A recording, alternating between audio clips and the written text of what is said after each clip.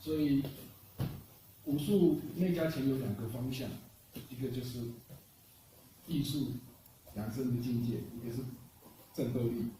那有人有程度，有人没有程度的话，我们先开始入手，我是先以形意级的比较入手比较快。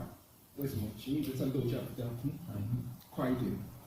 所以在内家拳有3个东西：体架、体式、体用。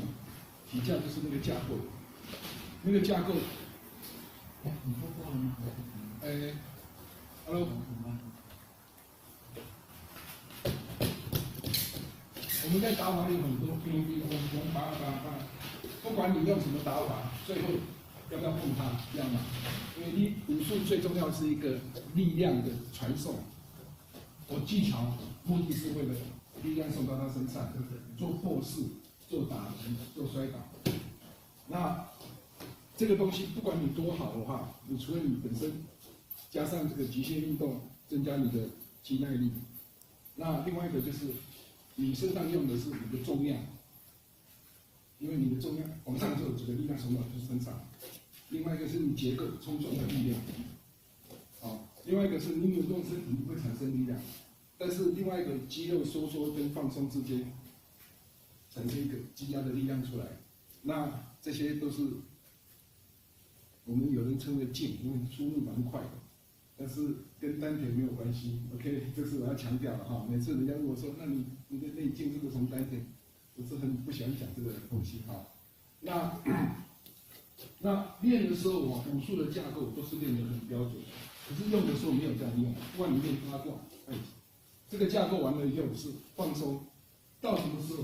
到你碰到的时候，这个架构才出现。所以你架构出现的时候，力量就出来了。所以为什么架构很重要？那另外一个是，就是说我在架构打的时候是用手打，或是我这个力量跟这个势过的时候在打，那个势的力量就会变很大。所以为什么那个内家拳的东西都是手脚并用，它就是要冲撞的力量。到体动的时候，到体用的时候，就是除了你的技巧以外，你身体的调动会差很多。假如我碰到这边，你力量进来的时候，我可以跟你动，或是你进来之后，我这个手没有动，可是你力量进来，我考虑都是用身体在体动，这3个部分最重要的。那我们就说先从形意拳的架构开始讲比较快，因为形意拳有好处。形意拳好处是它的点非常好，就是踢前、转前、攻前，那个不重要，是那个点。